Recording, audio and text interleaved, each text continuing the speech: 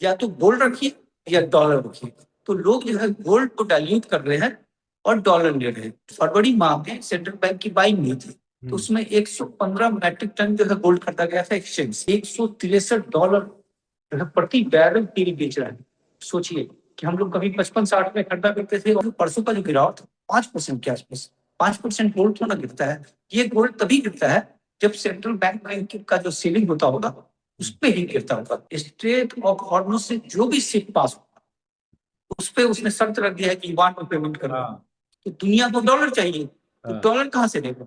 Dollar लेने के लिए अमेरिका का बॉन्ड खरीदता है, या फिर जाकर जो है उसके जो है डॉलर को खरीदता है। बॉन्ड के लिए जो मर रहा था अमेरिका, उसमें एक जीवन दान मिल गया उसको, वही तात्कालिक जीवन दान मिला है, बिल्कुल नहीं हटेगा। ईरान पीछे हटेगा ही नहीं। अमेरिका के किसी डिफेंस वालों का था इंटरव्यू, वो कह रहे थे कि हमारे पास मिसाइल जो है लिमिटेड है और ईरान के पास ज्यादा है। ईरान जो है वो पिछले 10 साल से बना रहा है। अगर विधानसभा के चुनाव नहीं होते 5 राज्यों के, तो अब तक पेट्रोल डीजल के दाम तो बढ़ चुके होते हिंदुस्तान में भी। डबल डबल इलेक्शन के बाद जो है तेल की कीमत, अगर यही स्थिति रही, अगर ये स्थिति रहा, तो तेल हो जाएगा 300। इकोनॉमी में असर पड़ रहा है। जो जीडीपी 7% का जो ग्रोथ था जो है, इस पे अब सवालिया निशान हो जाएगा। अपने यहाँ तेल रिजर्व को लेकर कुछ भी नहीं किया गया। हाँ बिल्कुल, तेल रिजर्व रख रहे थे सब लोग, गैस रिजर्व रख रहे थे सब। हमारे यहाँ क्या काम हुआ? खाली एक बोल दिया जाता है कि 2047 में डेवलप कंट्री बन जाएंगे, है ना? जो है बतौलेबाजी है सब। 2047 में बन जाएंगे। हाँ जी, 5 नेता खड़ा हो गया, हाँ जी हाँ जी हम लोग बन जाएंगे।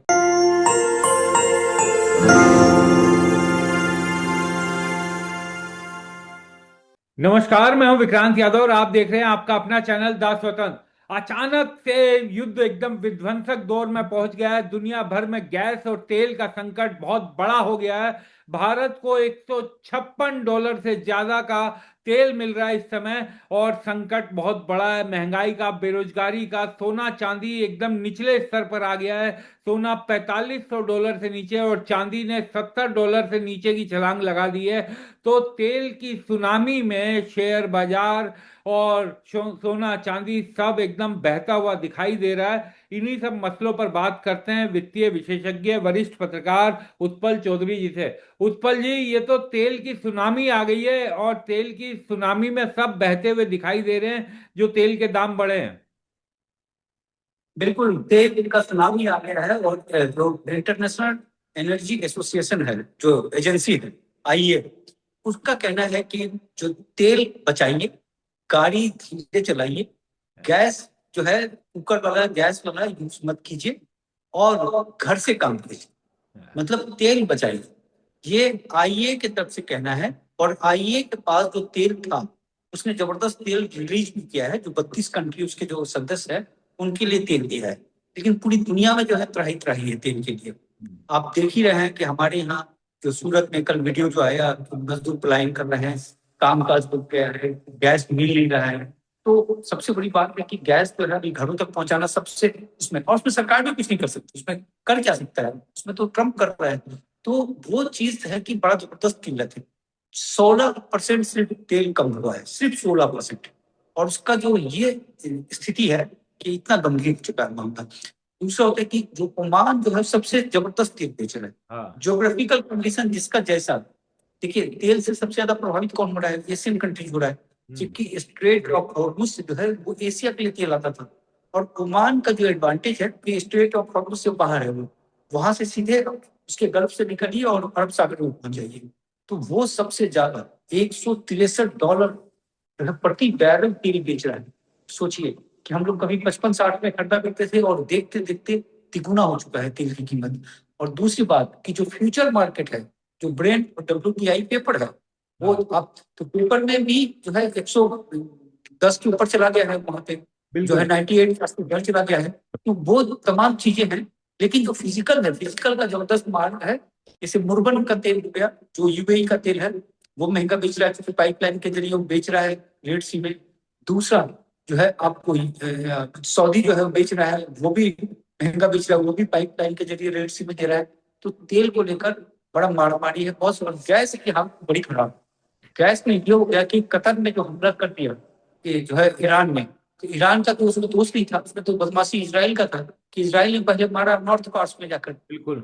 सोचा इसका गैस जला, कुआं एक ही है, दोनों का कुआं एक है, तो इसने इसकी तरफ मारा। अब सोचिए कि उस कुएं में आग लग जाता, वहां से 30% जो है गैस निकलता है पूरी दुनिया को, क्या त्राही त्राही हो जाता है, यूरोप तो अंधेरे में चला जाता है। तो पूरी तरीके से बड़ी जबरदस्त किल्लत है। और वहां पे क्या करते हैं, ये जो तेल जो गैस जो होता है, ये लिक्विड ले जाकर जो है सीधे टैंकर में डालते हैं, फिर इस लिक्विड को जब आप होते हैं तो गैस में तब्दील हो जाता है। तो वो जो ट्रेन होता है जो ले जाकर उसमें जो डालता है, उस पर अटैक कर दिया ईरान ने, तो वो डैमेज है।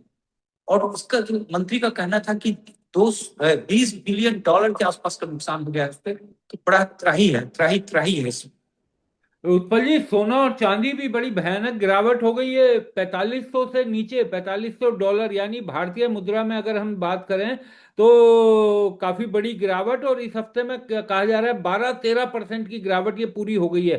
सिल्वर जो है वो $70 से नीचे, और एक हफ्ते में 20% से ज्यादा की कमी। तो अब ये कहाँ जाकर के रुकेगा, कहाँ तक ये गिरावट जा सकती है? देखिए, गोल्ड में जो हो गया ना, गोल्ड की किल्लत की जो मेन वजह हो गया कि देखिए, पहले जो आप तेल लेते थे $55 में लेते थे, अब आप $65, $165 में ले रहे हैं। हाँ। तो आपको ऑलमोस्ट 3 गुना हो गया। हाँ। तो जैसे आप 1 टका देते थे और ले लेते थे, अब आपको 3 टका देना पड़ रहा है। हाँ। तो $3 देना पड़ रहा है। तो उस डॉलर के चक्कर में क्या है कि भाई, जो जब रिजर्व करेंसी आप रखते हैं, डॉलर रखता है, गोल्ड रखता है, तमाम चीजें रखता है, जो सेंट्रल बैंक जो रखता है दुनिया का, तो वो डॉलर आप चूंकि तेज आपका 3 गुना डॉलर निकल रहा है, हाँ। आपका डॉलर निकल रहा है तो आपकी करेंसी का वैल्यू भी गिर रहा है।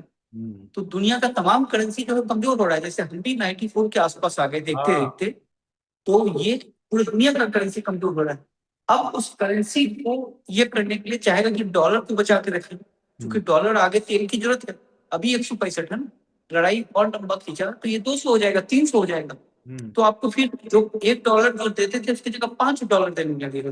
तो डॉलर बचाना भी इसका मेन पर्पस है। तो ऐसे में या तो गोल्ड रखिए या डॉलर रखिए।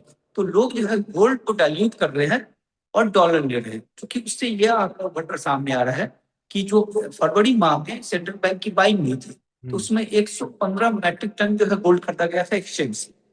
इस बार जनवरी मतलब मार्च के शुरुआत में पहले 10 दिनों में, जब लड़ाई पूरी तरीके से तेल वेल पे आया नहीं था उस समय, तो मतलब संकट उस तरीके से उभरा नहीं था, सस्ता था तेल का प्राइस।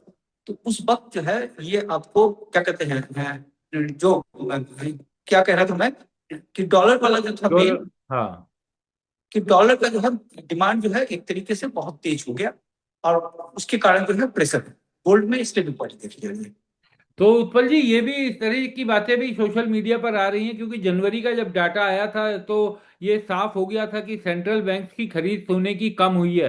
तो अब ये भी कहा जा रहा है, क्योंकि सबके खजाने तो धीरे धीरे खाली होंगे ना, रिजर्व भी खाली होगा, तो क्या गोल्ड को बेचकर अब डॉलर की तैयारी भी की जा रही है? इस तरीके की जो खबरें चल रही हैं सोशल मीडिया पर, इस पर कितना विश्वास किया जाए? क्योंकि सेंट्रल बैंक अगर बेचकर अब डॉलर ले रहे हैं, जो हो सकता है उनकी मजबूरी भी हो, कई जगह हो रहा हो ऐसा। बिल्कुल, इसके अलावा ऑप्शन क्या लगते हैं, अब डॉलर कहाँ से लाएंगे? डॉलर लाने के लिए आपको गोल्ड करेंगे, जो है आपकी करेंसी का तो वैल्यू गिर रहा है, आपकी करेंसी से थोड़ा डॉलर मिलेगा। तो वो आपका करेंसी का वैल्यू गिर रहा है धीरे धीरे, और डॉलर आपको चाहिए, तो डॉलर चाहिए तो गोल्ड के बदले में जाएगा।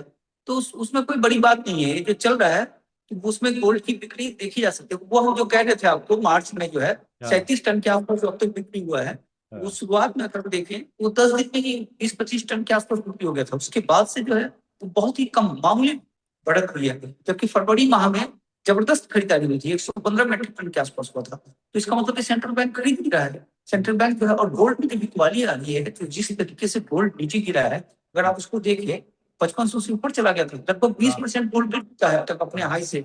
और एक हफ्ते में 12.5% गया है। और गोल्ड का गिरावट देखिए, कल का जो परसों का जो गिरावट 5% के आसपास, 5% गोल्ड थोड़ा गिरता है। ये गोल्ड तभी गिरता है जब सेंट्रल बैंक का जो सेलिंग होता होगा उस पर ही गिरता होगा। अदरवाइज जो है बाकी के बस का नहीं है, क्योंकि गोल्ड को हिलाना 5-5% हिलाना यानी बड़े मतलब मात्रा में बेचा गया होगा, ये फैक्ट। तो सर, इसका मतलब तो अगर ये युद्ध अगला आगे अभी तो चल ही रहा है, क्योंकि अब ये जो सोमवार से हफ्ता शुरू हो रहा है, ये बड़ा क्रूशियल हो गया है कि क्या इसमें निकल कर सामने आता है। अगर सोने चांदी में गिरावट इसी खास तौर से गोल्ड में, तो ये तो बड़ी चिंता की बात रहेगी। बिल्कुल, देखिए अभी गिरावट के बारे में कोई कुछ आकलन नहीं लगा सकता है। हम्म। इसमें और आकलन लगाना भी नहीं चाहिए। हाँ बिल्कुल। हमें क्या पता है जो है, अब जितने भी इकोनॉमिस्ट हैं, बड़े से बड़े हैं, उन लोग तो खैर छोटे एक्सपर्ट हैं, लेकिन जो बड़े बड़े हैं कोई नहीं लगा सकता कहाँ किस कंट्री में किस तरह का डिमांड आ रहा है, क्या आ रहा है। पूरा ह्यूमन क्राइम मचा हुआ है, तो बड़ा मुश्किल है। और दूसरी बात की जो ट्रम्प, देखिए ट्रम्प का हवा तो निकल गया इसमें पूरी तरीके से, क्योंकि ट्रम्प जो है वो चाह रहा है कि भाई लड़ाई को हम थोड़ा सा वाइंड अप करेंगे। हाँ, अब हालांकि तो सीज साफ फायर की दिखाई दे बात रहा है कि नहीं, वो चाह रहे हैं, कोशिश कर रहे हैं किसी तरह लेकिन कोई रास्ता इसके निकले। इसके इसके वाइंड अप करने से क्या होता है? देखिए सबसे बड़ी बात है कि ईरान जो है ना उस स्ट्रेट ऑफ हॉर्मुज को पकड़ लिया। हम्म। अब वो स्ट्रेट ऑफ हॉर्मुज को छोड़ेगा नहीं। स्ट्रेट ऑफ हॉर्मुज से जो भी शिप पास होगा उस पे उसने शर्त रख दिया है कि ईवान में पेमेंट करेगा। हाँ। ईवान में पेमेंट करेगा।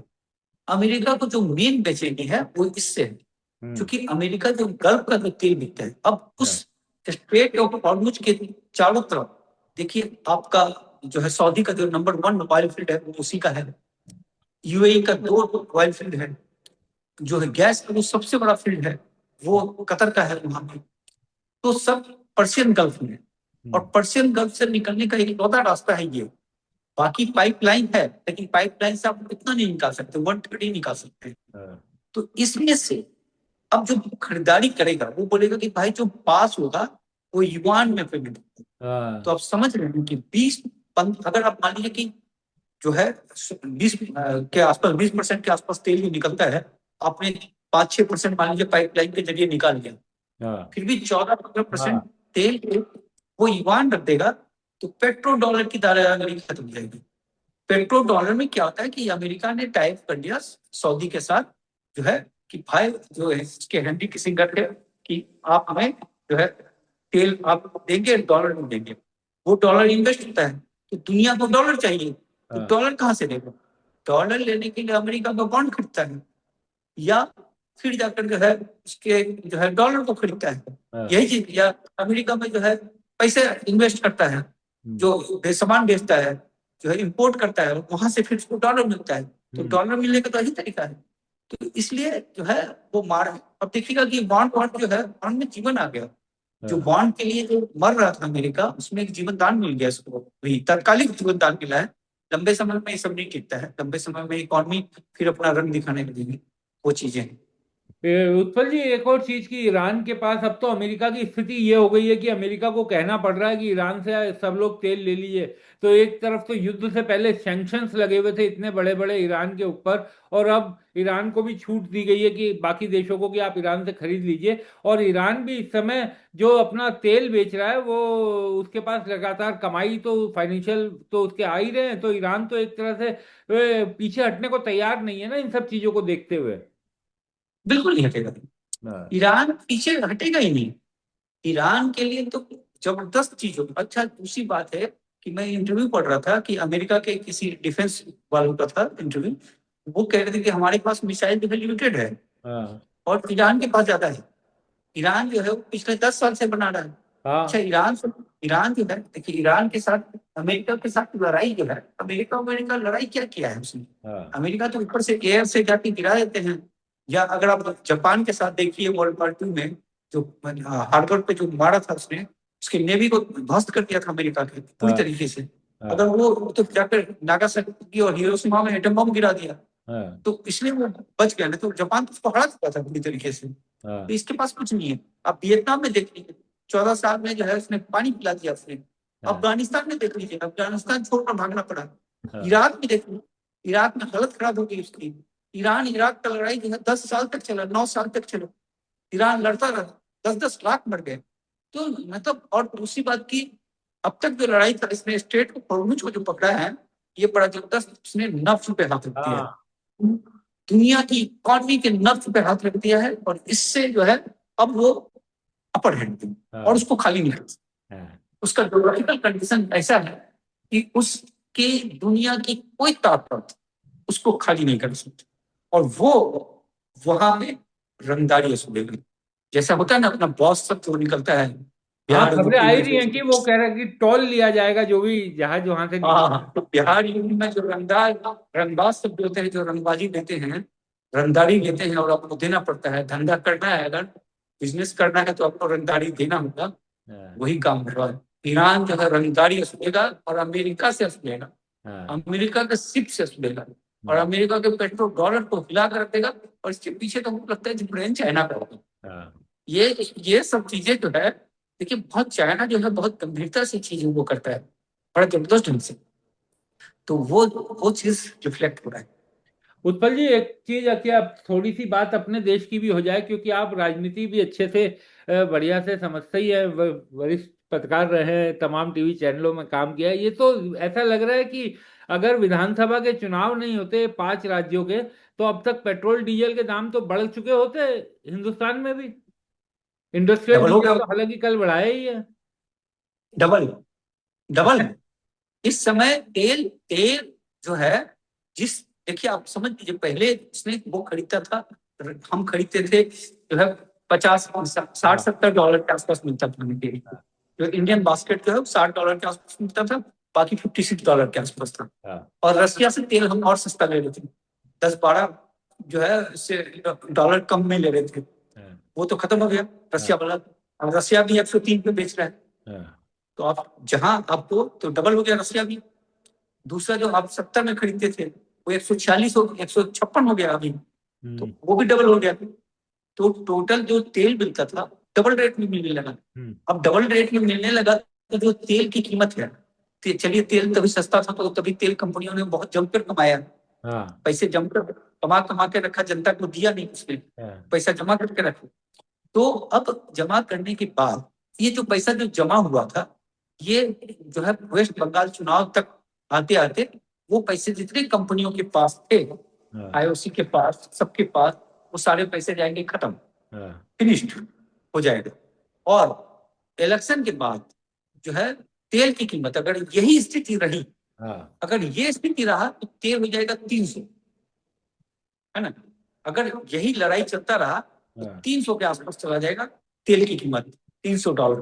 तो तो उस समय सरकार जो है 200 जो है रुपया पेट्रोल बिकेगा, अगर यही स्थिति रहा।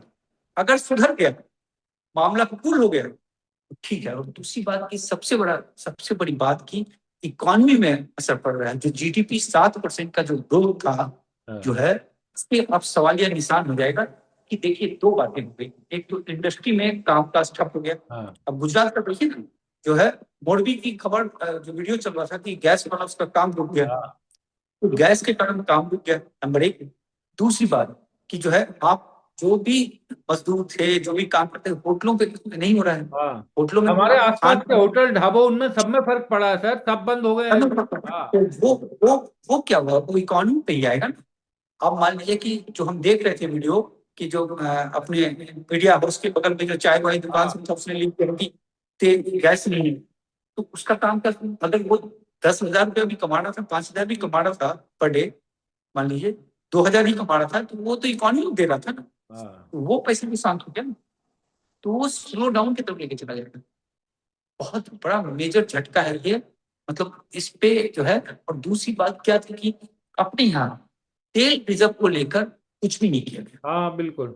यहाँ यहाँ जो है, जो चीजें हुई हैं कि आपको तेल रिजर्व रखना चाहिए। मान लीजिए चाइना ने काम किया जो है, ये काम किया, क्या कहते हैं आपका, जो है जापान ने काम किया, तेल पे काम कर रहे थे, तेल रिजर्व रख रहे थे सब लोग, गैस रिजर्व रख रहे थे सब।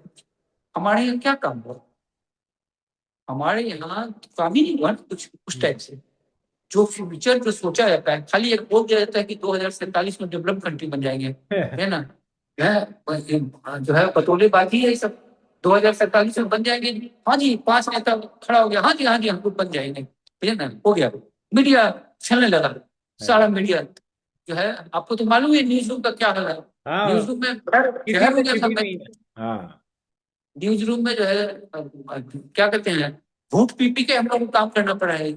जर्नलिस्ट नाम का चीज ही नहीं था, खत्म हो गया, जर्नलिज्म खत्म हो गया। बिल्कुल सही बात। तो आज उत्पल जी, आज आज हाँ उत्पल जी, ये बताइए, इसका मतलब तो अब साफ दिखाई दे रहा है कि ये युद्ध जिस तरीके से अब आगे बढ़ रहा है और थोड़ा सा भी अब खिंचा, तो भारत के सामने तो बहुत बड़ा बेरोजगारी का, महंगाई का एक बड़ा संकट एकदम घुस गया है, साफ दिखाई दे रहा है। बस वो विजिबल है, उसका बस सामने आना बाकी है। बिल्कुल। देखिए ये घुस चुका है, देखिए अभी भी समझ जाए। हाँ। इकोनॉमी चूंकि बड़ा होता है, पेट लंबा होता है, थोड़ा सा धक्का पड़ेगा लेकिन संभल जाएगा। लेकिन हाँ। इसके बाद जो है ना, अब ब्रेक पॉइंट पे आ गया है। हाँ। यहाँ से तो इलास्टिक सिटी वाला होता है ना, कि आप हाँ। एक पॉइंट आ जाता है, इलास्टिक हाँ। पॉइंट आ जाता है, उसके बाद खींचेगा तो टूट जाता है। तो हाँ। बस वो ब्रेक पॉइंट, इस यहाँ अगर ईरान को नहीं समझाया गया, ईरान को इस पे देखिए, भारत की तो बात मानता है ईरान को, भारत को भी हस्तक्षेप करना चाहिए इस चीज में। हाँ। क्योंकि भारत ऐसा है कि जो ईरान से भी दोस्ती है और इजराइल से भी दोस्ती है, हाँ। तो दोनों से दोस्ती है, तो ये भारत की तरफ से पहल होना चाहिए। लेकिन जो है चीजें हैं नहीं, हम्म। बहुत ही गंभीर स्थिति, बहुत ही गंभीर स्थिति है। और ये ट्रम्प का जो है बेवकूफाना हरकत जो है, पूरी दुनिया को जो है वो मंदी के कगार पर लेके जा रहा है धीरे धीरे। हम्म। बिल्कुल सर, अब तो साफ दिखाई दे रहा है उत्पल जी, क्या धीरे, अब तो पूरी दुनिया के सामने ऐसा संकट दिखाई दे रहा है। और अब ये एकदम ये भी क्लियर हो रहा है ना कि अमेरिका में भी अब लोग और ट्रम्प की साथ के लोग ही सब कहने लगे हैं कि ट्रम्प साहब ने जबरदस्ती इसराइल के दबाव में और अमेरिका में मौजूद इसराइल के पिछलग्गों के दबाव में ये युद्ध शुरू किया है। तो उम्मीद यही की जानी चाहिए उत्पल जी कि किसी तरह युद्ध खत्म हो और देश दुनिया इस बड़े आर्थिक संकट से किसी तरह बचे। बहुत बहुत शुक्रिया उत्पल जी। Thank you.